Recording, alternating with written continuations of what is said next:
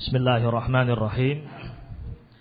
Alhamdulillahirabbil alamin wassalatu wassalamu ala asyrafil anbiya'i wal mursalin. Nabiyina Muhammadin wa ala alihi wa sahbihi ajma'in. Amma ba'd.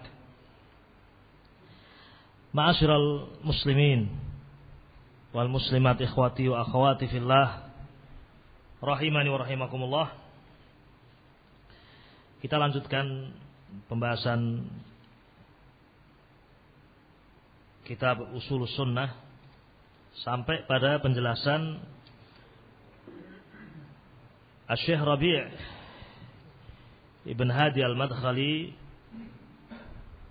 hafizahullah tentang kesempurnaan agama ini. Jadi agama Islam ini agama yang sempurna. Segala sesuatu telah dijelaskan. Sampai pun perkara-perkara yang sebagian ulama menganggap tidak ada di dalam nas. Sampai kemudian terpaksa melakukan apa? Qiyas. Ketika dilihat kembali ternyata wujida nassun. Didapatkan adanya nas. Walhamdulillah rabbil alamin. Agama kita adalah din yang kamil. Fadinuna kamilun la naqsa fi. Agama Islam ini sempurna. Tidak ada kekurangan padanya. Fa ba'dun nas yajtahidu wa yaqisu. Sebagian manusia, yakni para ulama tentunya, berijtihad. Kemudian melakukan qiyas. Wa yakunu qiyasuhu sahih. Dan qiyas yang dia lakukan atau ijtihad yang dia lakukan sahih, benar. Karena qiyas itu bisa benar, bisa salah. Ijtihad bisa benar, bisa salah. Ijtihad atau qiyas yang sahih mulhaqun binas, yang diikutkan pada nas, yakni dengan melihat dalil-dalil yang mungkin ada keserupaan dalam masalah tersebut. Jami'un baina illatin, yakni mu'tabarah, di mana qiyas itu ada illah yang memang sama dengan masalah yang dijadikan sebagai asal yang dikiaskan kepadanya, yakni qiyas tadi mu'tabarah, betul-betul qiyas yang sempurna syarat-syaratnya dan sahih, diberi taufik oleh Allah qiyas tersebut sahih. Lakin fil mas'alati nassun ma balaghahu, namun sesungguhnya ada nas yang ternyata belum sampai kepada seorang alim tersebut. Setelah berijtihad, ternyata ada apa? Nas. Memang belum sampai kepada alim tersebut. Walau balaghahu, seandainya nas tersebut telah sampai kepadanya, lah tajjabihi. Kita yakin seorang alim tersebut mesti akan berdalil dengan dalil yang telah sampai kepadanya.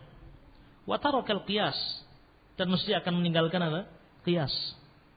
Jadi jangan salah paham ketika Imam Ahmad atau Imam Syafi'i berijtihad, bukan karena ada nas di hadapan beliau, karena belum sampai nas kepada beliau.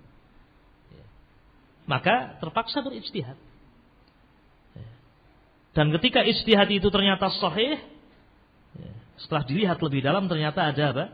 Dalil.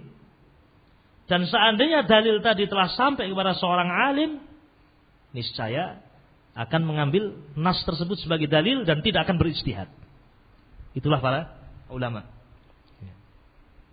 Wabillahi taufiq. Dan itulah yang dicontohkan oleh para sahabat. Telah diriwayatkan dalam hadis yang cukup panjang, ketika Umar ibn Khattab radhiyallahu taala anhu menjadi khalifah, beliau dengan para sahabat melakukan safar menuju Syam, Palestina dan sekitarnya. Di tengah perjalanan mereka mendapatkan kabar bahwasanya di Syam sedang terjadi ta'un, penyakit ta'un. Ini suatu penyakit yang kalau menimpa sebuah kaum, biiznillah, dengan izin Allah semuanya akan apa? Mati. Biiznillah azza wajalla. Ini sebagian besarnya. Di situ kemudian Umar bin Khattab bimbang. Kita masuk melanjutkan perjalanan atau pulang ke Madinah. terjadilah diskusi, musyawarah di antara para sahabat. Ada yang mengatakan, kita masuk saja. Kalau memang Allah takdirkan kita sakit, kita akan sakit. Yani kita masuk saja. Segala sesuatu sudah Allah takdirkan. Ada yang mengatakan, tidak, jangan, kita pulang ke Madinah. Jangan kita jatuhkan diri kita kepada kebinasaan. Khilaf. Sampai kemudian Umar bin Khattab melihat perlu dikhususkan musyawarah. Beliau panggil orang-orang Ansar, ternyata juga terjadi khilaf. Beliau panggil orang-orang Muhajirin, juga ternyata terjadi apa? Khilaf. Sampai akhirnya beliau kumpulkan orang-orang Muhajirin, syuyukh di antara mereka, kibar. Ini orang-orang khusus memang dikumpulkan. Ternyata mereka bersepakat, subhanallah, bersepakat untuk kembali ke mana? Madinah. Pulang ke Madinah. Tidak melanjutkan perjalanan. Datang seorang sahabat kepada Umar bin Khattab radhiyallahu taala anhu setelah beliau memutuskan untuk pulang. Berkata kepada Umar bin Khattab, "Wahai Umar, apakah kita akan lari dari takdir Allah?"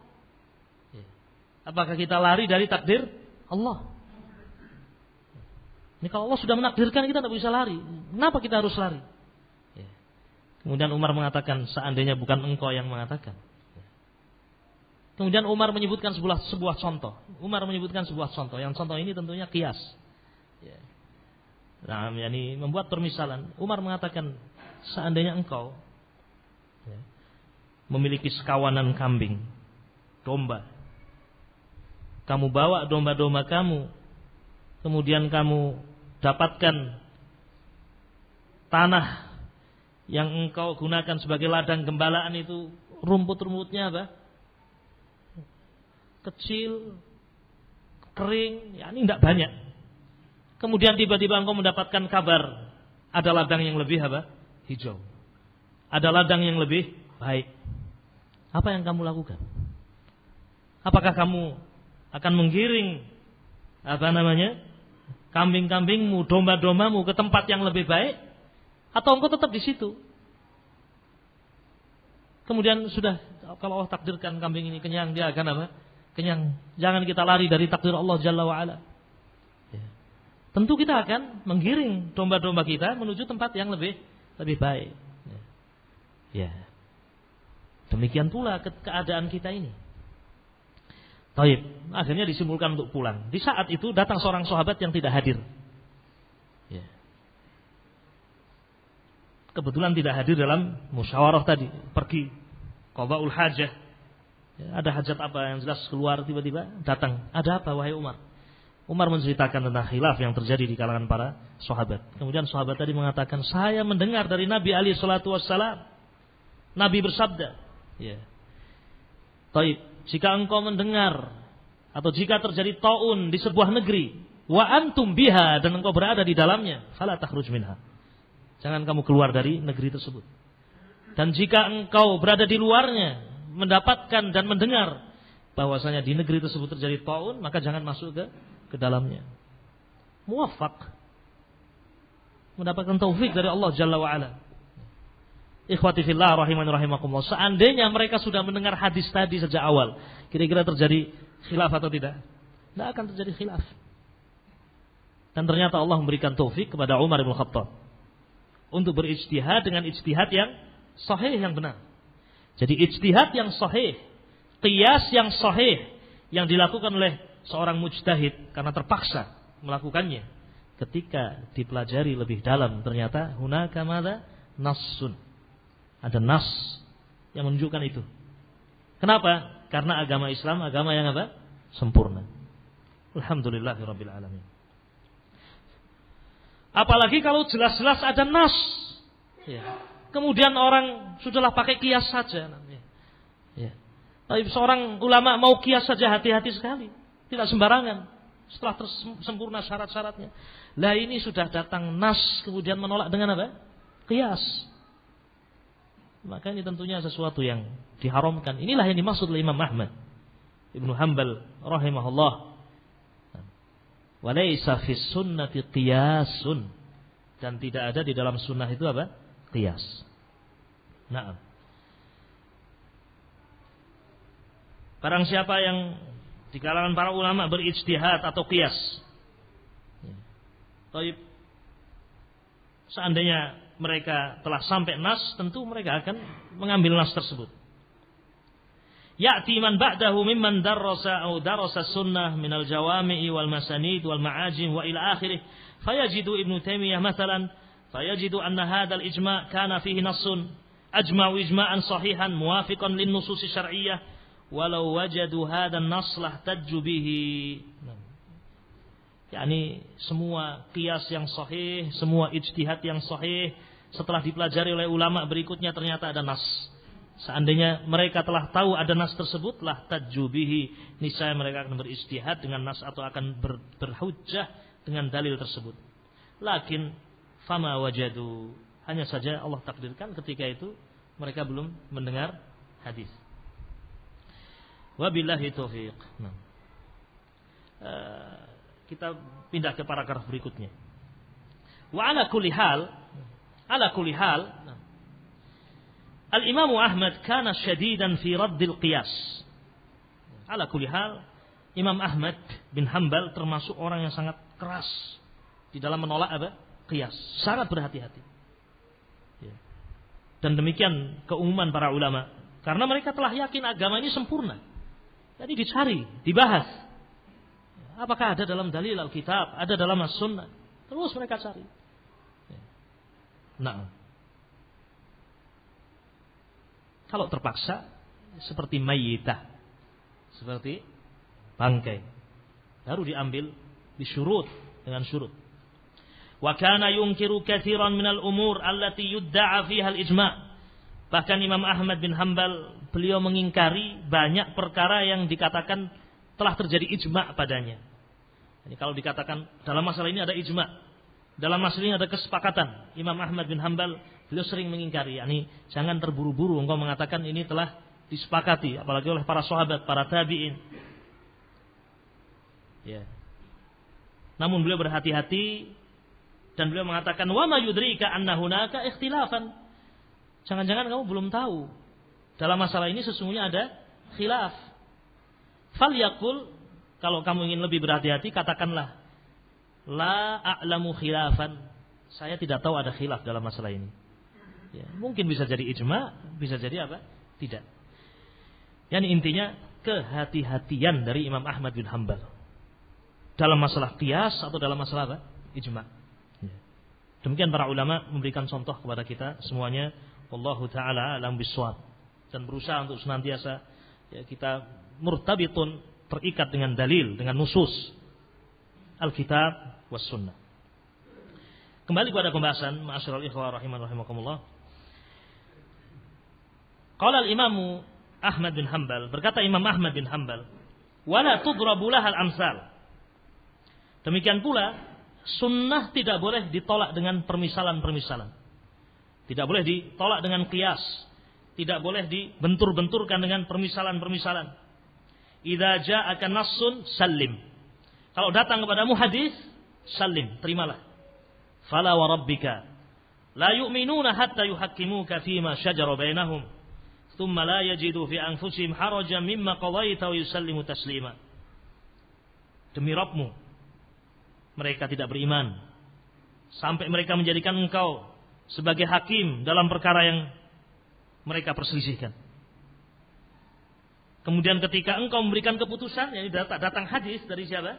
Nabi alaihi salatu wassalam, la yajidu fi anfusihim haraja. Mereka tidak mendapatkan sedikit pun rasa berat hati dalam diri mereka. Yang ada pada diri mereka adalah wa yusallimu taslima. Mereka tunduk, patuh dengan keputusan Nabi alaihi salatu wassalam, dengan hadis Nabi alaihi salatu wassalam, dan tidak membenturkan atau menolaknya dengan amsal, permisalan-permisalan. Kata Syekh Al-Albani, Syekh Rabi' ibn Hadi, idza saqalaka insanun an-nassu as-sabit as-sahih awil hasan. Dari pembahasan kita ini, maka kata Syekh Rabi', kalau datang kepadamu nas, hadis yang sabit, hadis yang sahih, hadis yang hasan, la taqul, jangan kau katakan wallah, yakni seakan-akan butuh sumpah untuk apa namanya? Ya, ragu-ragu. Ya. Datang hadis, wallah, yani masa sih seperti itu? Nah, kalau bahasa kita, masa seperti itu? Ya. Seorang sudah memiliki keyakinan tertentu atau amalan tertentu, ya, dia meyakini sudah enak, tiba-tiba dikatakan tidak boleh seperti itu. Nabi melarangnya, wallah. Nah, jadi maksudnya mengingkari. Jangan engkau katakan seperti itu. Yakni la tudribul amsal atau la tadribul amsala. Jangan kamu buat permisalan-permisalan untuk menolaknya. Ya. Wabillahi taufik. Hada qalahu Abu Hurairah. Ucapan Imam Ahmad ini diambil dari ucapan Abu Hurairah radhiyallahu taala anhu, seorang sahabat. Kama fi muqaddimati Ibnu Majah, sebagaimana di dalam kitab Sunan Ibnu Majah bagian muqaddimah. Ya. Ada sebuah hadis disampaikan oleh Ibnu atau Abu Hurairah.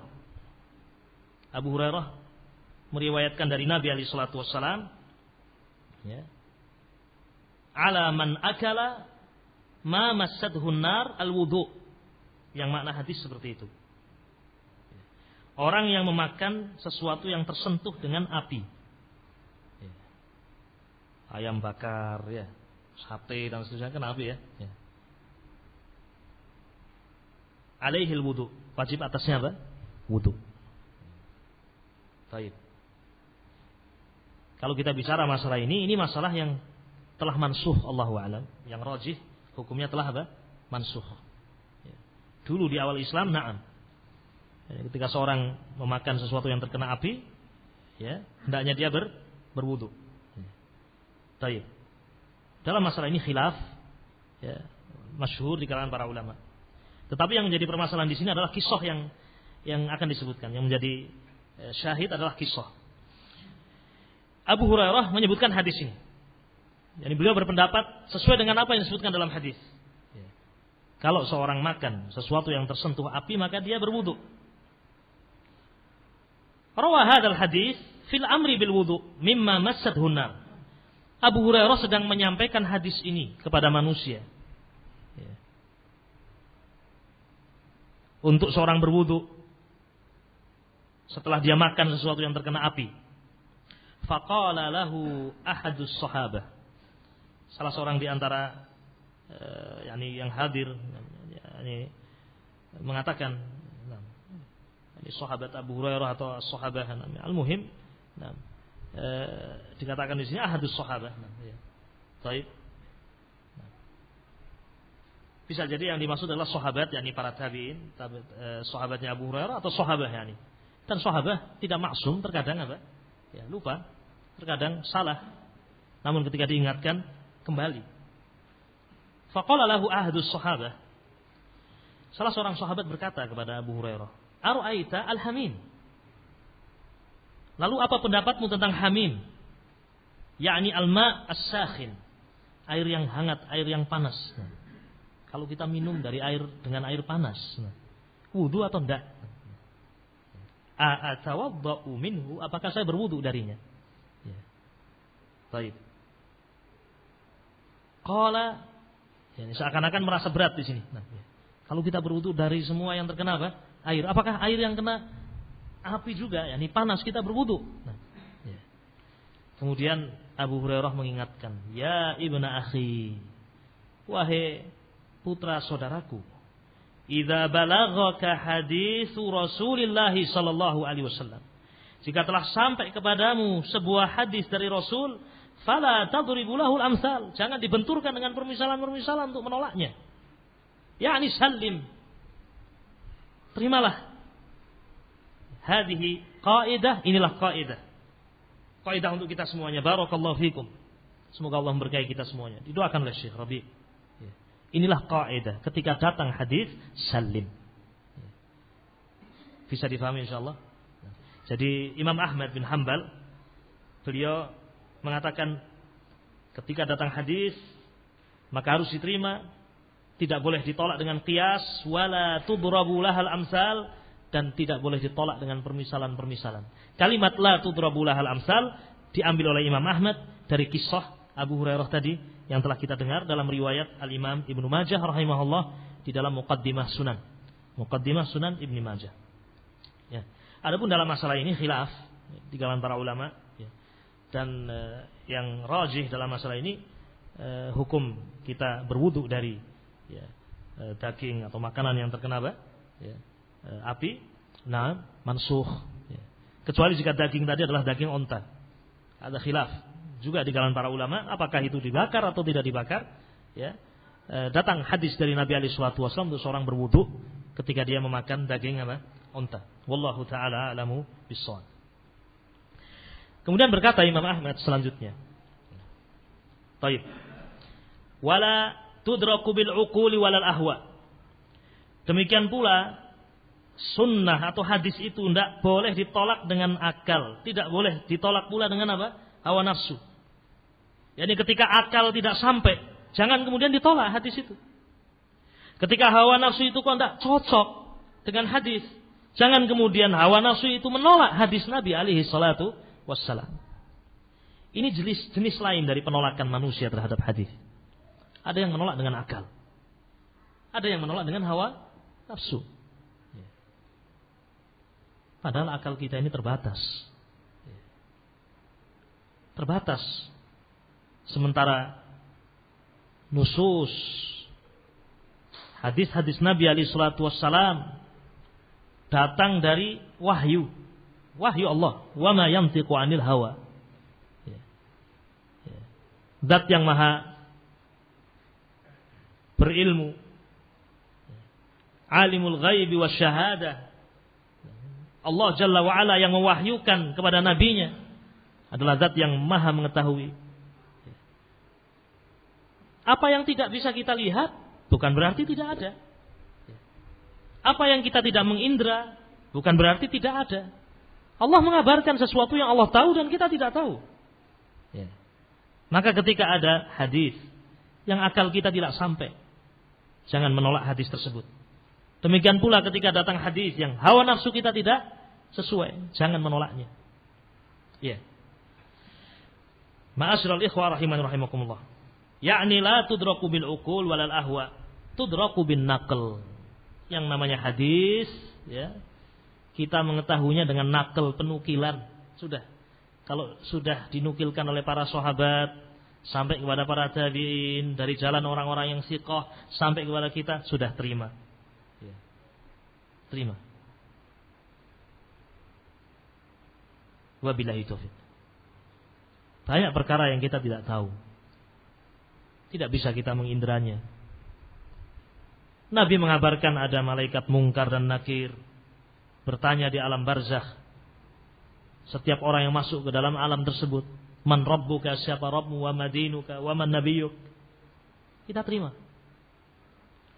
Dulu para sahabat, ya, dalam keadaan mereka menyembelih himar mereka sebelum diharamkannya apa? Himar ahliyah, disembelih. Sudah dikuliti, sudah dipotong-potong, sudah masuk ke dalam bejana-bejana, ya, dalam kendil-kendil mereka. Ya. Sudah dinyalakan api, sudah mendidih, tinggal nunggu apa? Menyantap. Tiba-tiba datang seruan dari Nabi alaihi salatu wasallam, Amah Khaybar, dalam perang Khaybar, dalam keadaan perang Khaybar, bahwasanya Allah Jalla wa Ala dan Rasulnya mengharamkan apa? Al-humur al-ahliyah, ya, himar, keledai-keledai. Lapar, ya, mateng. Ini kan yashtahi. Ya. Ada hawa nafsu, keinginan untuk makan. Tapi begitu datang nas, sudah ditumpahkan oleh mereka. Tidak peduli. Ya. Khamr juga demikian. Ya.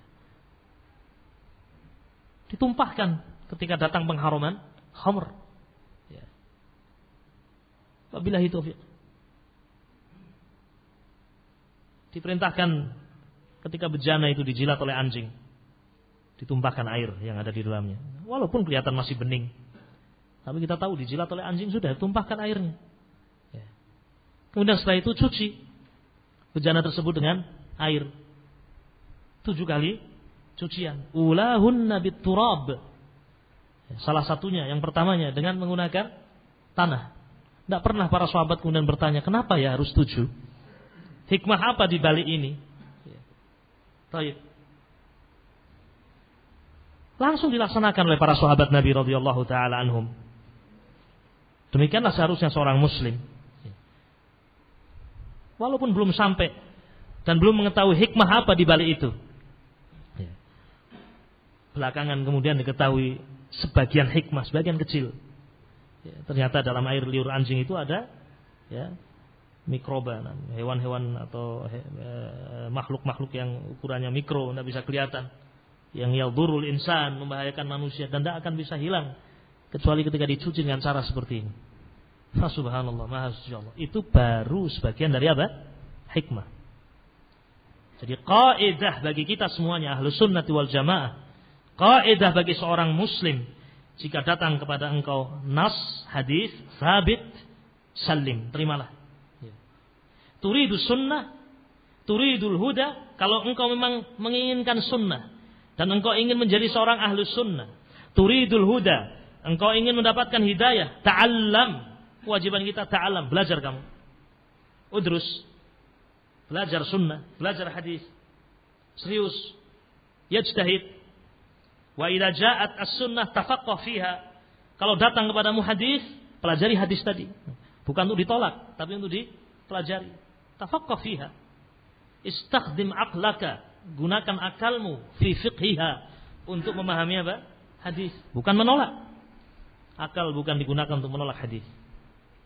Tetapi akal Allah berikan untuk kita memahami apa? Hadis. Dengan mengikuti jalannya para sahabat, para tabi'in, para tabi'ut tabi'in. Nah, subhanallah, diingatkan kita oleh beliau Syekh Rabi' Ibn Hadi Al-Madkhali, turidu sunnah, turidul huda, turidul ilm. Kalau engkau ingin menjadi seorang sunni, ahli sunnah wal jamaah, turidul huda, menginginkan hidayah, yang kita lakukan adalah ta'allam, belajar. Udrus. Idza ja'aka sunnah, idza ja'aka al-hadis, jika datang hadis, tafaqqah fihi. Kamu pelajari, kamu fahami. Dengan engkau meminta bantuan kepada Allah Jalla wa Ala. Kemudian juga engkau berusaha untuk mendapatkan kalam para ulama ahli sunnati wal jamaah yang menjelaskan tentang hadis tersebut. Kewajiban kita adalah tafaqquh fid din. Allah Jalla wa Ala memuliakan orang-orang yang tafaqquh fid din. Kata Nabi alaihi salatu wassalam, man yuridillahu bihi khairan yufaqihu fid din. Orang yang Allah kehendaki kebaikan baginya, Allah akan faqihkan dia dalam agama. Naam. Amma biduni nusus wa biduni sunnah wa turidu an taqula fi dinillahi fa hadha min al-qaul 'ala Allah bighairi ilmin. Adapun kalau engkau ingin mengerti sunnah, Taib, tanpa nas, engkau ingin beragama tetapi biduni nusus. Kalau kamu ingin beragama tapi biduni nusus, ingin berlepas diri dari apa? Nas, tanpa nusus, biduni sunnah, tanpa hadis. Kemudian engkau berbicara tentang agama tanpa ini, tanpa Alkitab dan apa? Sunnah. Antaqula fi dinillah. Fahadha minal qaul 'ala Allah bighairi ilmin. Sungguh yang seperti ini engkau telah berbicara dalam agama Allah tanpa apa? Ilmu. Dan ini termasuk sebesar-besar dosa. Allah Jalla wa Ala berfirman, "Qul innama harrama rabbiyal fawahisha ma dhahara minha wa ma batan wal itsma wal baghya bighairil haqq wa an tusyriku billahi ma lam yunazzil bihi sultana wa an taqulu 'ala Allahi ma la ta'lamun." Suratul A'raf ayat 33. Qul, katakanlah wahai Nabi, innama harrama rabbiyal fawahisha, sesungguhnya Rabbku telah mengharamkan fawahish, perkara-perkara yang keji. Ma dhahara minha wa ma batan, yang tampak atau tersembunyi. Wal isma wal baghya, dosa, wal baghya, tindakan melampaui batas, bighairil haq. Kemudian disebutkan juga diharamkan berbuat syirik. Yang terakhir, wa antaqula 'ala Allahi ma la ta'lamun, dan diharamkan untuk engkau berbicara atas nama Allah, berbicara agama tanpa dalil, tanpa engkau memiliki ilmu. Disebutkan perkara-perkara yang diharamkan ini, dari yang paling kecilnya, kemudian syirik. Setelah syirik ternyata masih ada lagi, yaitu berbicara dalam agama ini tanpa apa? Ilmu. Subhanallah. Sebagian manusia meninggalkan sunnah, ada hadis, oh tidak cocok dengan hawa nafsu, tidak cocok dengan akal. Kemudian setelah itu dia mensyarah agama dengan akalnya, tanpa berpegang dengan Alkitab wa madza was sunnah. Ajib orang ini. Menginginkan berbicara agama namun tanpa nusus. Ya. Padahal berbicara dalam agama ini tanpa ilmu adalah sebesar-besar dosa. Di sini disebutkan sesudah madza? Syirik billahi azza wa jalla. Baik.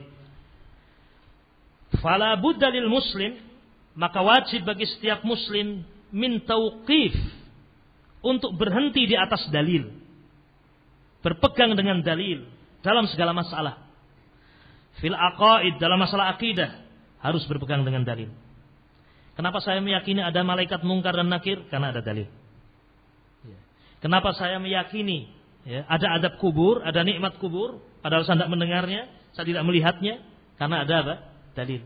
Yani kita berpegang dengan dalil dalam masalah akidah.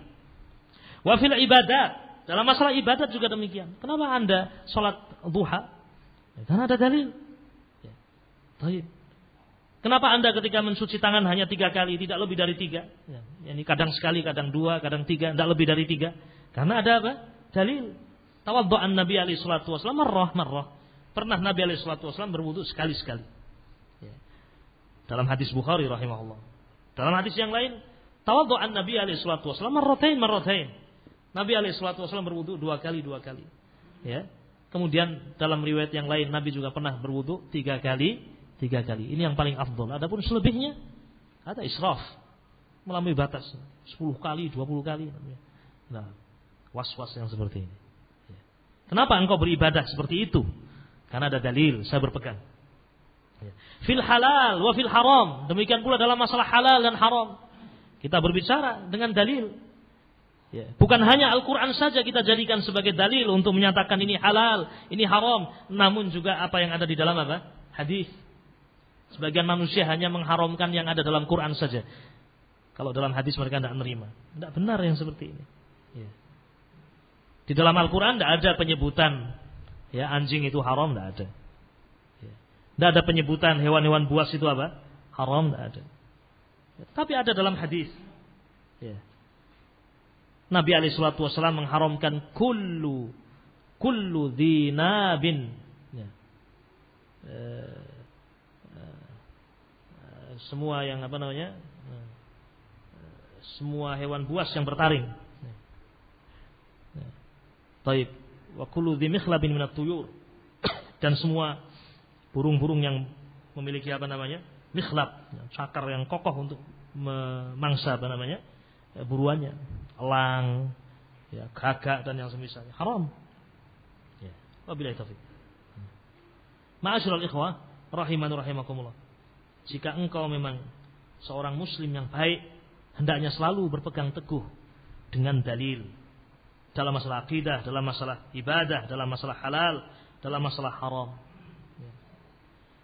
Fi umurid dunya ijtahid. Adapun dalam urusan dunia ijtahid. Silakan berijtihad. Urusan dunia. Cara menanam dan seterusnya pelajari silakan. Rasul mengatakan antum a'lamu bi umuri dunyakum.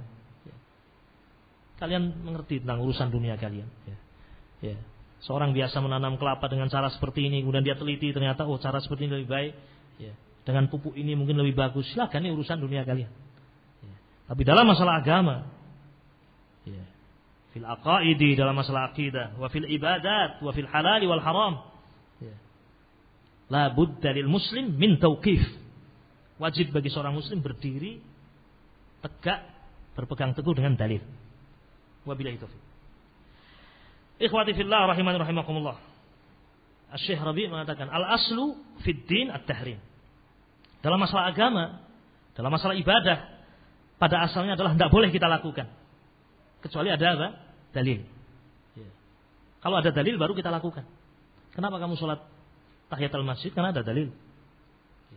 Kenapa kamu sholat istikharah? Karena ada dalil, sholat istikharah. Wabillahi taufiq. Kalau ada seorang melakukan sebuah ibadah tertentu, ada sholat tertentu, sholat duhur kok misalnya Setelah sholat duhur, sholat 7 rakaat. Baik. Loh, kamu kok sholat 7 rakaat ba'da duhur? Ada apa? Kan sholat saya. Ya. Sholat kan baik. Tunggu dulu namanya. 7 rakaat ini sholat apa ini? Nah ini, kita berpegang pada asal. Pada asalnya ibadah itu tidak boleh kita lakukan, jenis ibadah ini, kecuali ada apa? Dalil. Ada tidak dalil? Nabi alaihi salatu wasallam mengajarkan kita sholat 7 rakaat sesudah apa? Sholat duhur. Kalau tidak ada, sudah. Jangan dilakukan. Ya. Urusan agama ini. Ya. Wabillahi taufiq. Jadi dalam masalah agama, al-aslu fihi tahrim illa ma adina fihi syari', kecuali apa yang izinkan oleh syariat oleh Allah dan Rasulnya. Fa idza dakhalta bi aqlika fi dinillah ittaba'ta hawak wa qulta 'ala Allah bighairi ilmin wa hadha min akbaridz dzunub. Tetapi kalau kamu kemudian coba-coba ya masuk ke dalam agama Allah dengan semata-mata memakai akal, kemudian engkau mengikuti hawa nafsumu, dan kemudian engkau berbicara dalam agama ini tanpa ilmu, sungguh ini termasuk sebesar-besar apa? Dosa. Hadza min akbaridz dzunub. Fi ba'dil ahyan yasilu ila akbar minasyirik. Kama qala Ibnul Qayyim. Mungkin ada yang bertanya. Tadi disebutkan dalam ayat urutan dosa. Berbicara dalam agama tanpa ilmu disebutkan setelah apa? Syirik. Ya. Kenapa demikian? Ya. Ya. Karena berbicara tanpa ilmu itu ya, bisa sampai kepada syirik. Ya. Merubah agama dan seterusnya. Ya. Wabillahi taufiq. Sehingga yang seperti ini disebutkan oleh Allah Jalla wa Ala wallahu taala alam bissawab, ya, masuk sudah syirik. Karena di antara al-qaul 'ala Allah bighairi ilmin adalah ada asyirk billahi azza wajalla. Ya. Wabillahi taufiq. Di akhir pembahasan Syekh Rabi mengatakan al-hadharu min at-takallum fi dinillahi bil hawa. Maka hati-hatilah kalian. Hati-hati dari berbicara dalam agama ini bil hawa, dengan hawa nafsu. Tertipu dengan akal, tertipu dengan kecerdasan, tertipu dengan pemahaman dia yang dia anggap dia pandai. Wa innamal fiqhu fi hadza an-nassu. Tetapi yang namanya fikih adalah seorang berpegang teguh dengan apa? Dengan nas. Kama huwa sya'nu fi sahabah. Sebagaimana itulah yang dilakukan oleh para sahabat, wa tabi'in, dan para tabi'in. Jadi subhanallah, mereka mendapatkan kemuliaan karena berpegang teguh dengan apa? Nusus. Ada nusus mereka pelajari. Mereka tanyakan kepada Nabi alaihi salatu wassalam. Para sahabat demikian, para tabi'in demikian, itulah yang mereka lakukan. Oleh karena itu di akhir kalimat Imam Ahmad, beliau mengatakan innama huwal ittiba'u wa tarkul hawa. Kewajiban kita adalah ittiba', yang mengikuti nusus, wa tarkul hawa, dan meninggalkan apa? Hawa nafsu. Ma'asyiral ikhwah rahiman rahimakumullah.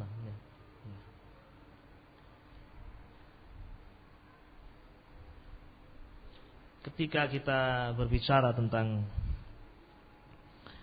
orang-orang yang mengingkari sunnah, mengingkari hadis Nabi alaihi salatu wassalam, banyak orang yang mengingkari hadis dengan berbagai macam model. Dan ini diantara yang disebutkan oleh Imam Ahmad bin Hanbal. Menolak hadis dengan akal, menolak hadis dengan qiyas, menolak hadis dengan hawa nafsu. Ada lagi jenis-jenis yang lain yang tidak disebutkan oleh beliau rahimahullah. Menolak hadis dengan ra'yunya, akalnya, pemikirannya. Menolak hadis karena tidak sesuai dengan gurunya, fanatik, madhabi. Ada yang menolak hadis karena tidak sesuai dengan adat istiadat. Ada yang menolak hadis karena memang benci dengan hadis Nabi alaihi salatu wassalam. Asya. Ya. Banyak perkara. Dan ada di antara manusia yang menolak hadis dengan qawaid, dengan kaedah-kaedah yang mereka bangun. Ini yang lebih berbahaya. Ya. Semuanya berbahaya. Namun di antara manusia ada yang berusaha menolak sunnah dengan kaedah-kaedah yang batilah. Ya. Nah, barangkali bisa kita singgung nanti, ya, pada pembahasan setelah ini. Insyaallah masih banyak masail, ya, yang disebutkan oleh Imam Ahmad bin Hanbal. Nah, dan semoga Allah Jalla wa'ala ya, mudahkan kita untuk memahami aqidah ahli sunnati wal jamaah wa manhaj ahli sunnati wal jamaah biidznillah azza wa jalla. Baik, insyaallah kita lanjutkan ba'da al-adzan ya. Fadhal.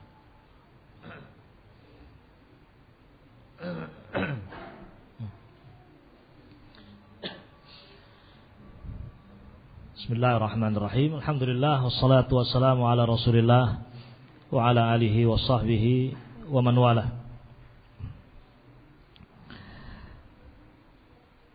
Fenomena pengingkaran sunnah Nabi alaihi salatu wassalam telah dikabarkan oleh Nabi alaihi salatu wassalam. Dan ini termasuk salah satu tanda-tanda kenabian beliau alaihi salatu wassalam. Jadi beliau telah menyampaikan kepada umat ini tentang adanya kaum yang mengingkari hadis Nabi alaihi salatu wassalam. Bukan dari golongan bukan muslim mereka, yakni mengatakan dirinya sebagai apa? Kaum muslimin. Kalau bukan kaum muslimin, wadih, jelas urusannya.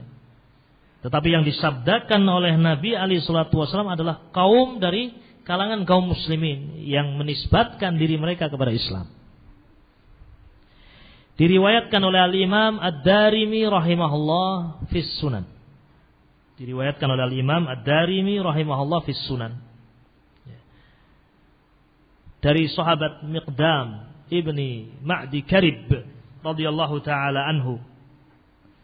Miqdam mengatakan, anna Nabiyya alaihi salatu wassalam harrama asya'a yauma Khaybar.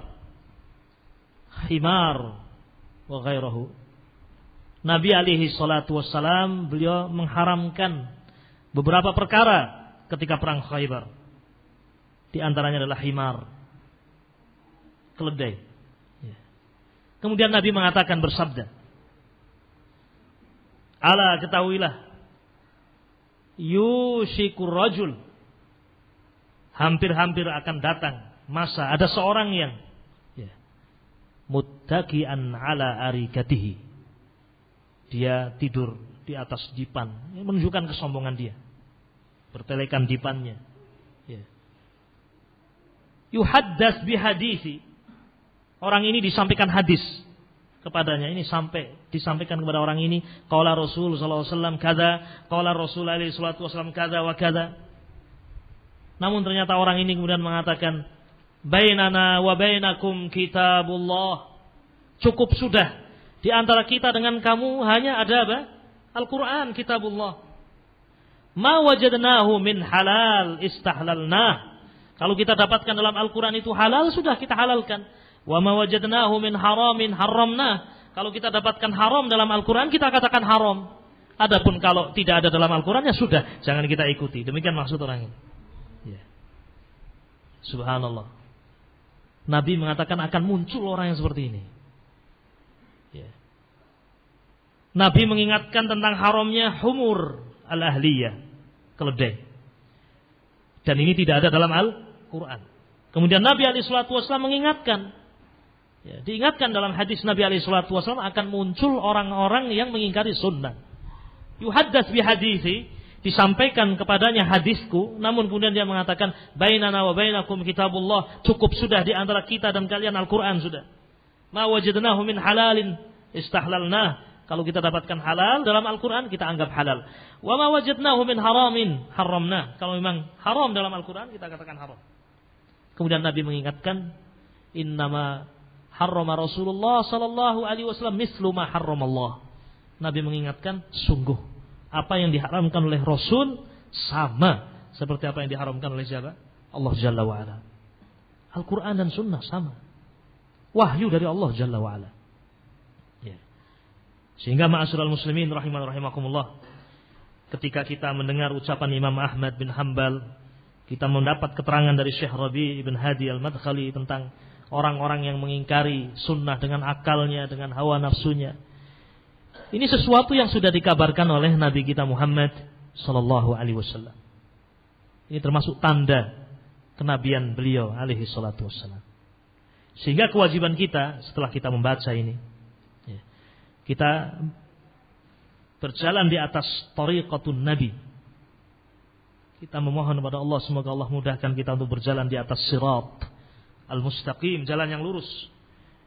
Dalam bab ini, siratul mustaqim adalah kita menerima Al-Quran dan apa? Hadis. Kita jadikan Al-Quran dan hadis sebagai pegangan hidup kita. Dan kita tidak menolak hadis Nabi alaihi salatu wassalam. Sampai pun masalah yang tidak ada dalam Al-Quran tapi disebutkan dalam hadis, kewajiban kita adalah apa?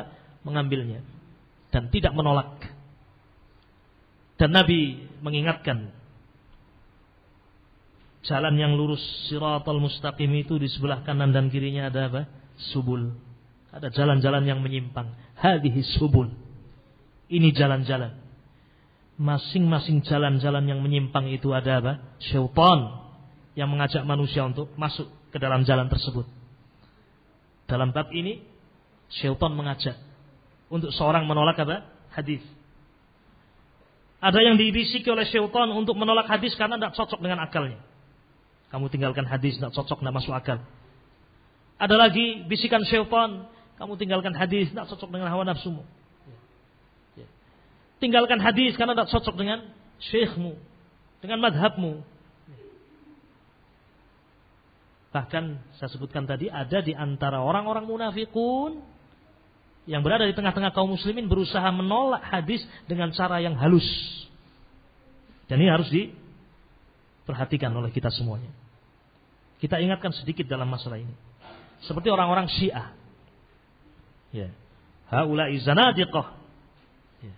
Di dalam mereka menolak hadis, mereka tidak terang-terangan. Tidak usah percaya dengan sabdanya Nabi. Tinggalkan sabdanya Nabi. Tidak berani mereka seperti itu. Ya. Tetapi mereka berusaha menolak hadis dengan cara yang licik. Yaitu dengan menghina, mencela para sahabat. Ini contoh. Para sahabat dihinakan. Para sahabat dicela. Ya. Abu Hurairah dicela. Dan seterusnya. Abu Hurairah dicela. Bukan masalahnya mencela sahabat saja maksudnya. Tetapi kita harus paham, Abu Hurairah ini adalah sahabat Nabi yang banyak meriwayatkan hadis dari beliau alaihi salatu wasallam. Lebih dari 5.000 hadis diriwayatkan oleh Abu Hurairah. Ketika orang-orang Syiah mencela Abu Hurairah, ya, mengkafirkan Abu Hurairah, artinya juga menolak semua berita dari siapa? Abu Hurairah radhiyallahu taala anhu. Makanya para ulama mengingatkan kita, ya, kalau engkau dapatkan ada seorang yang mencela seorang sahabat, siapapun sahabatnya, fa'lam annahu zindiq. Ketahuilah dia adalah seorang zindiq. Ketahuilah dia seorang munafik. Ya. Kalau sampai ada orang mencela sahabat, permasalahannya bukan maksud dia mencela sahabat sebatas itu, tidak. Namun lebih dari itu. Mencela dan menolak hadis siapa? Nabi alaihi salatu wassalam. Ma'asyiral ikhwah rahimani rahimakumullah, barangkali itu yang bisa kita sampaikan, ya, terkait dengan penolakan terhadap hadis Nabi alaihi salatu wassalam. Mudah-mudahan apa yang sedikit ini berfaedah dan bermanfaat untuk kita semuanya. Baik, kita cukupkan, apa ada pertanyaan? Fadhal ikhwan. Saya